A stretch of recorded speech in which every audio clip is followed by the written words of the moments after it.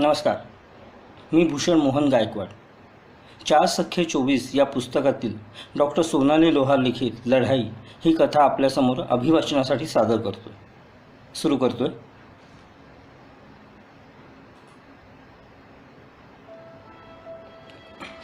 सुजाता झरझर समोरच्या फाईल्स हातावेगळ्या करत होती. 12 वाजेपर्यंत आपली केस बोर्डावर येईल. आज निकालाचा दिवस. वेळ चुकून चालणार नाही.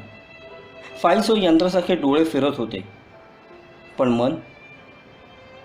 मन मात्र थाऱ्यावर नव्हतं. तिनं पेन बाजूला ठेवलं आणि डोळे मिटून खुर्चीवर मान टेकवली. कुठून कुठे आलो आपण? एका लढाईचा शेवट आता दृष्टिक्षेपात आला. कधी सुरुवात झाली बरं? आठवणीच्या डोहात वेदनेचा दगड पडला आणि सारं पाणी गढुळलं.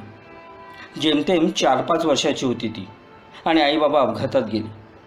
घरच्या भुकेल्या तोंडात अजून एका भुकेल्या तोंडाची भर घालून घ्यावी अशी कुठल्याही नातेवाईकाची ऐपत नव्हती.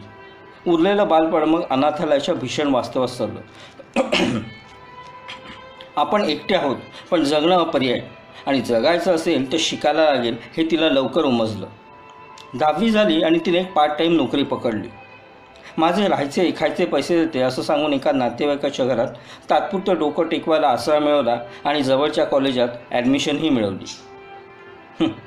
ज्या जातीची म्हणून आत्तापर्यंत विशिष्ट नजरांची सवय झाली होती त्याच जातीचा फायदा झाला. आयुष्य एका अर्थाने वाळवंटच होतं आणि त्यात देवाने रूप देतानाही डावं उजवं केलेलं. कॉलेजमधली रंगीबेरंगी हिरवळ त्यामुळे कायम हिच्यापासून 4 हात दूरच राहिली. पण वयाबरोबर शरीर मात्र बरोबर त्याच्या हिशोबाने वाढत होतं. नातेवाईकाच्या घरात एका रात्री अंधारात 2 परिचित हातांनी जेव्हा तिची छाती कुस्करली तेव्हा ती हादरली. पहाटेच कुणालाही न सांगता आपली पुस्तकं आणि कपडे घेऊन बाहेर पडली आणि सरळ एसटी स्टँडवर गेली. पुढं काय करायचं हा गुंता सुटत नव्हता.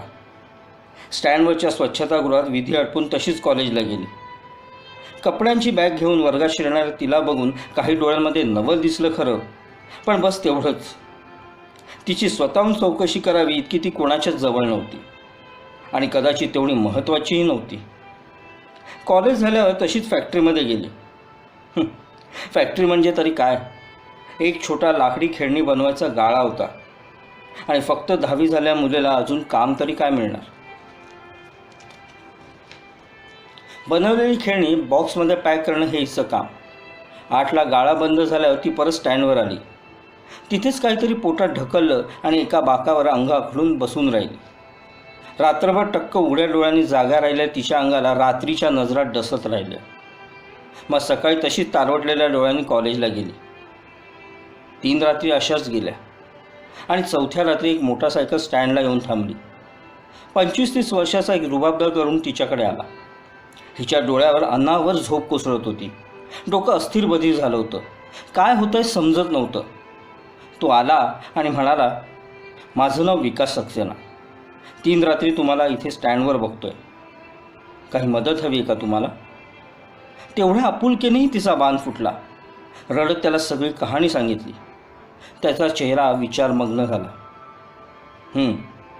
माझ्या मित्राची एक रूम रिकामी आहे. तुमची दुसरी व्यवस्था होईपर्यंत तुम्ही राहू शकता तिथे.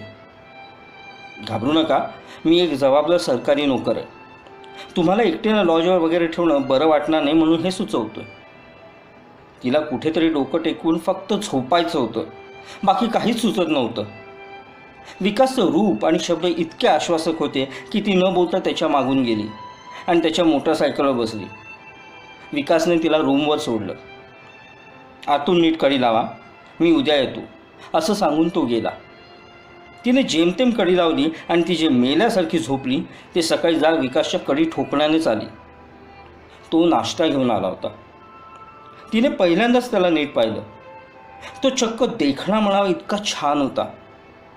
स्वतःचा अवतार लक्षात येऊन ती नकळत ओशाळली. तुमची अडचण समजते मला, पण दुसरी काही व्यवस्था होईपर्यंत सध्या ही रूम तुमचीच आहे असं समजा आणि निवांत राहा. मी अधूनमधून चक्कर टाकेनच, काळजी करू नका, तो म्हणाला आणि परत तेच आश्वासक हसू चेहऱ्यावर खेळवत बाहेर पडला. तिला स्वतःच्या नशिबावर विश्वासच बसेना. ते अचानक मेहरबान झालं होतं.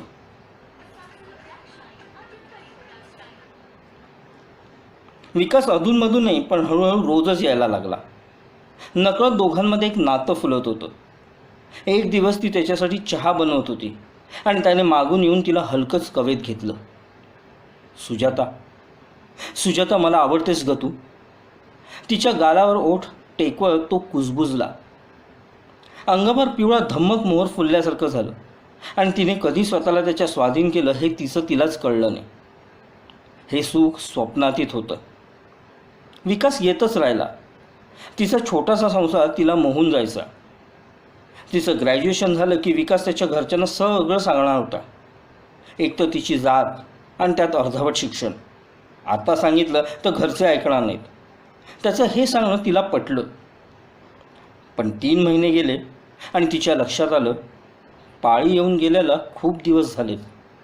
संध्याकाळी तिने विकासला घाबरत घाबरत सांगितलं, काळजी घेत होतीस ना, मग असं कसं झालं? तो वैतागलाच. त्या सुराने तीही दचकली.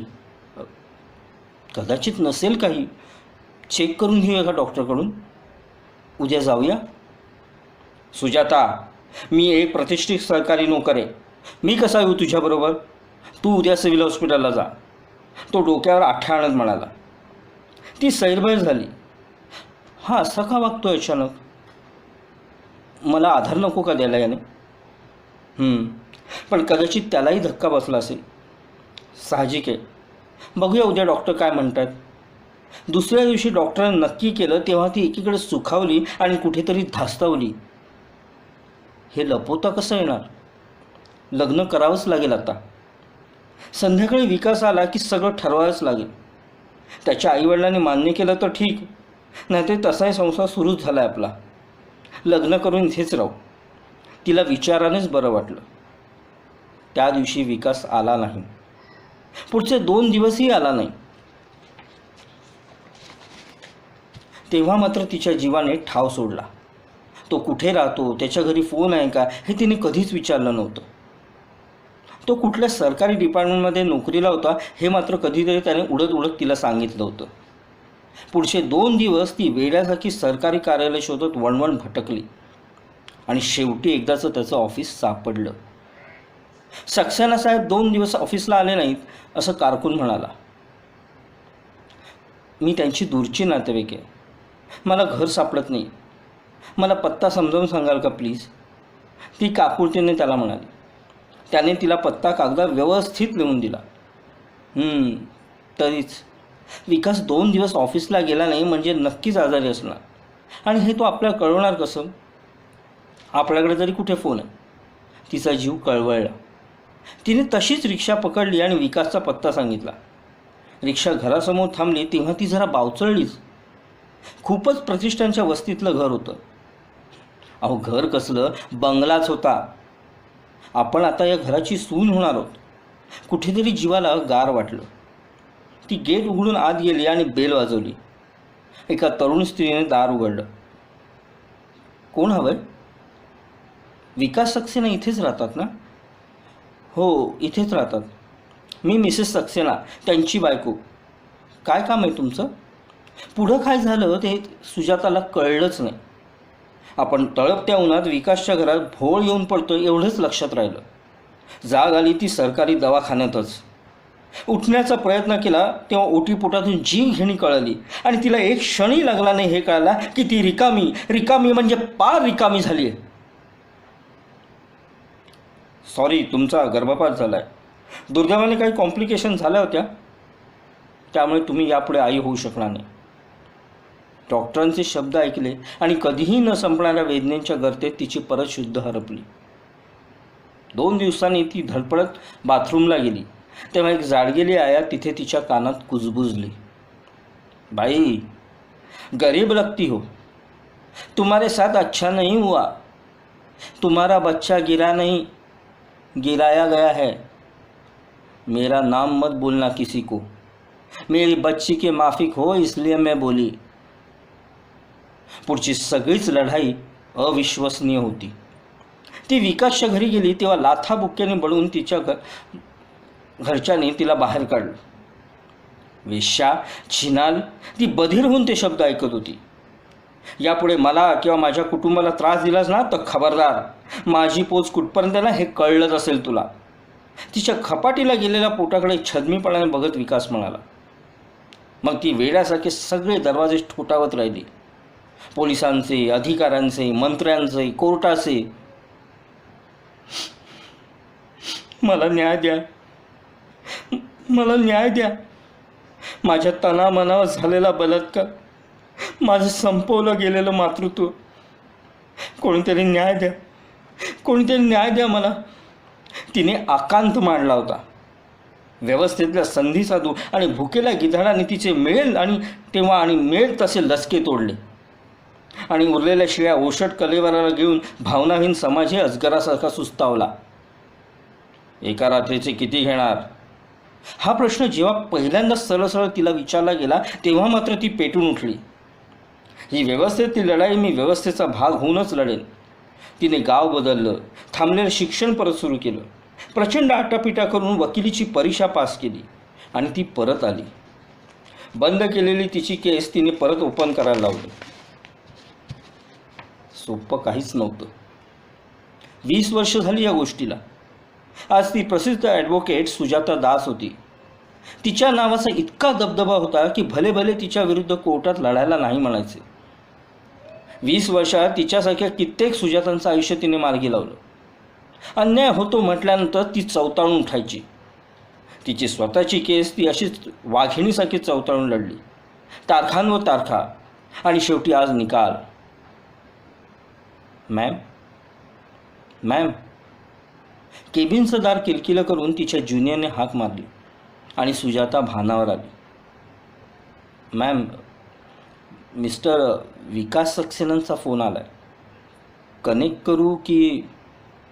सगळी केस माहीत असलेली ज्युनियर अवघडून विचारत होती. सुजाता एक क्षण थांबली. कोर्टात आरोपीच्या पिंजऱ्यात उभ्या असलेल्या विकासला तिने उभं आडवं फाडून खाल्लं होतं. आता काय बोलायचं याला? कनेक्ट कर, ती म्हणाली आणि तिने फोन कानाला लावला.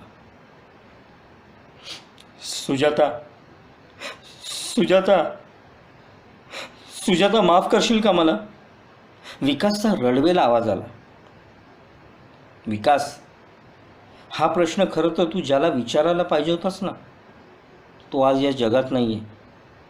26 वर्षापूर्वी माझ्या शरीरातला त्या जीवाचा आणि माझ्या मातृत्वाचा तू खून केलास आणि अशा खुनाला जगातील कुठल्याही मातेच्या न्यायालयात कदापि माफी नाही. सुजाता शांतपणे म्हणाली आणि तिने फोन ठेवला.